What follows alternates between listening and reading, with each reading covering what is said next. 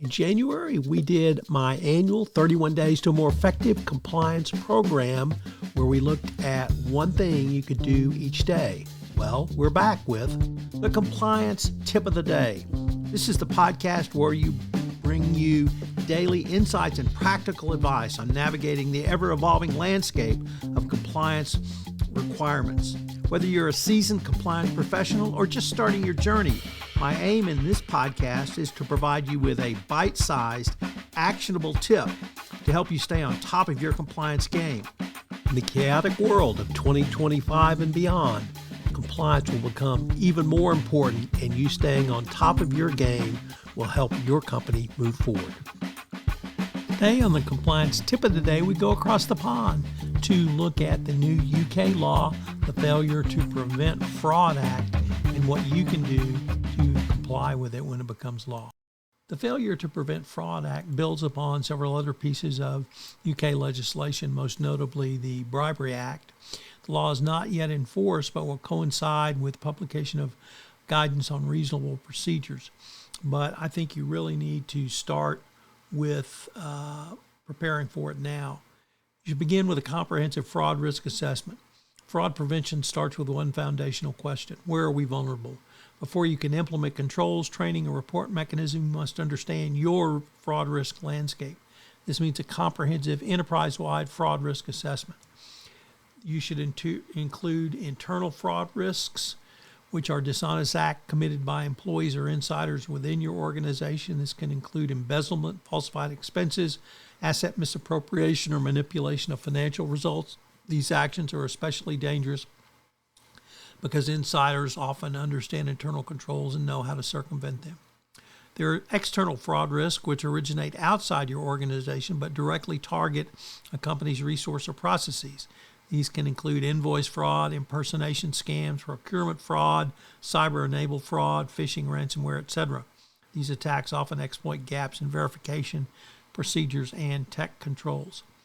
Third-party risks include fraudulent activity committed by outside entities or entities outside your organization, but on its behalf, such as vendors, distributors, joint venture partners. Obviously, this is something that compliance professionals and anti-corruption compliance professionals were aware of, but risks are especially high when third parties are incentivized to meet aggressive sales targets. And then there are industry-specific risks, which include unique fraud vulnerabilities faced by companies operating in certain sectors. In financial services, risks include insider trading, mis-selling of products, or loan fraud. In pharmaceuticals, it can be falsification of trial data, off-label marketing, or supply chain fraud. Government contractors may face risks related to overbilling, contract rigging, or misuse of public funds.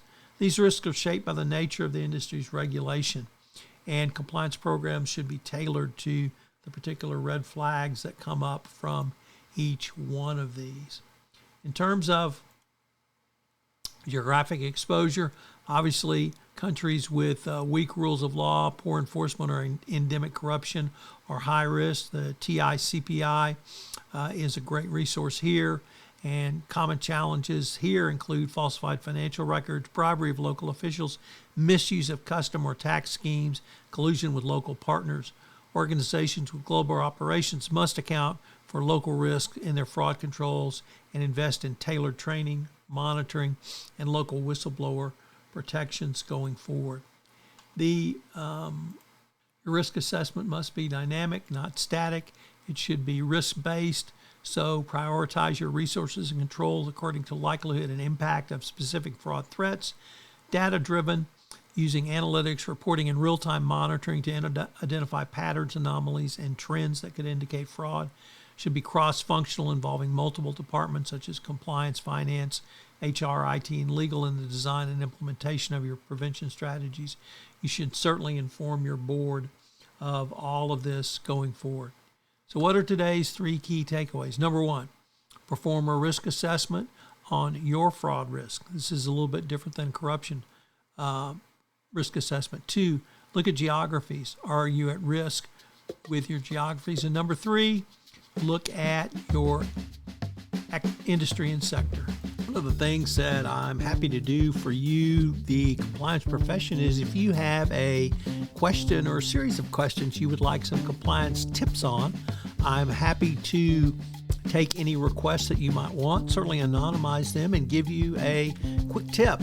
Either one quick tip or maybe a week's worth of quick tips. So if you have any tips you want about your compliance program, you can shoot me an email at tfox@tfoxlaw.com. This podcast was created and produced with the assistance of AI.